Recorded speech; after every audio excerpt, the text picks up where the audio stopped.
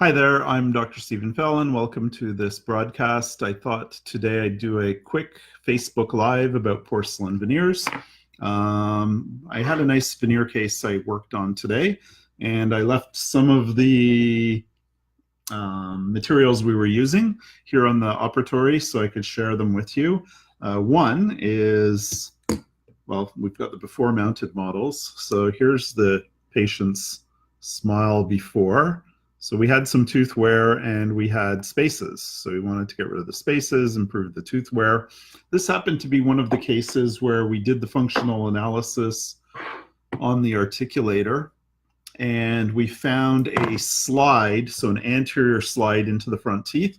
So I felt that equilibration was a good idea for this case. So we completed the equilibration about a month and a half ago. And then I took new impressions and sent them to my ceramist to pour and mount on the SAM3 articulator to complete the wax up. So we did the equilibration first, new impressions, and then the wax up. So here's the wax up on the articulator. And so I used the wax up to create a series of putties and indexes like this that we use to create the porcelain veneers. Now the first putty that's created is by my ceramist Harold Heindel. So he creates this putty out of a lab silicone. He makes a duplicate model of the diagnostic wax up. So here's the wax up, duplicate model. And then we use that to create different shells. This is a copyplast shell with holes, depth holes to check the preps relative to the diagnostic wax up. We make this on a BioStar machine, and then we make some hard cast shells, which we can use for the provisional, but in this case, I actually used the silicone index for the provisional, just because I felt it was better for this case.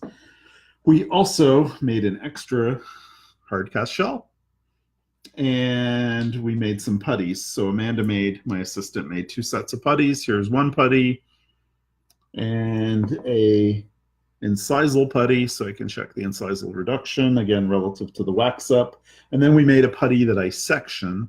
Here's the sectioned putty, and you can see we sectioned this. We've got all the different sections here that I made so that I can check the preparation depth relative to the wax up in a sagittal view. Here's a nice example of a sectioned section of the putty. So there's a section that I'll put on the teeth and be able to check the wax up relative to the prep dimensions, so I know that we've given the ceramist enough space for restorative material. So we did all of that today. We made the preparations, final impression. Here's the final impression. We used Permadyne, which is an awesome final impression material. Can't really see on this webcam, can't really see really well the detail in the impression. Maybe what I'll do is I'll take a picture and post it underneath the Facebook Live replay later on. But this is a very accurate, excellent impression material, really good for full arch impressions. You know, this is only a 6-unit veneer case, so it's easy to get an impression on this, but a full arch impression of all the teeth prepped is much harder. I videotaped a lot of this today using my loops. So here are my Zeiss loops with the Lux Cam. So we use the Lux Cam to videotape a lot of the procedure, and I use that so I can record what I'm doing and use it for teaching if I'd like to use it for teaching. This particular case I'll probably show on a members webinar, one of my members webinar. We also used my scope, which is over that way. You can see it over there. So we used the scope to record some of the procedure also. Some of the detailed margination, so prepping the actual margin,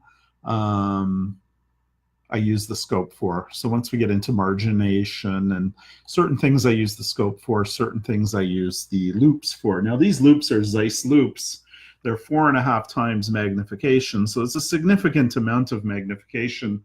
and the light on the looks cam is very bright. So I feel pretty good using the loupes, but most cases I use the microscope for parts of the case.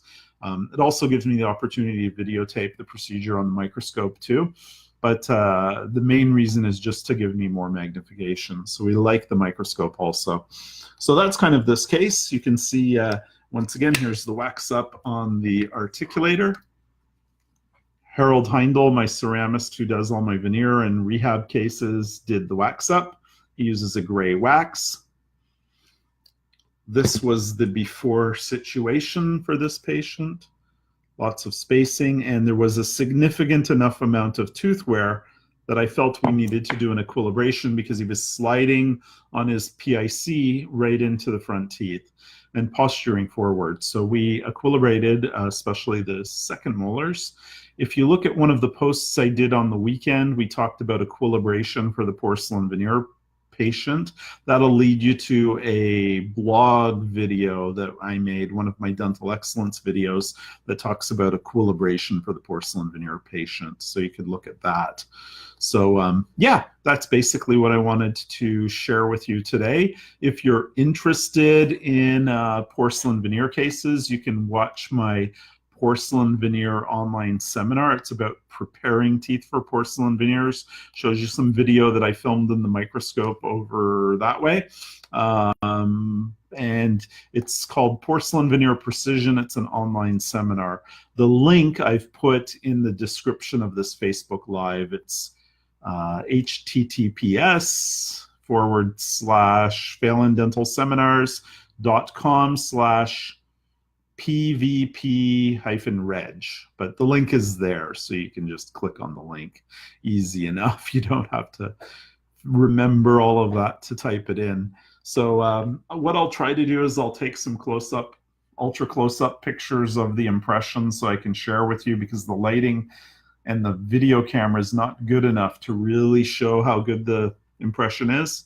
I'll take some pictures to show that, and I'll try and post it underneath this Facebook Live, or maybe post it tomorrow.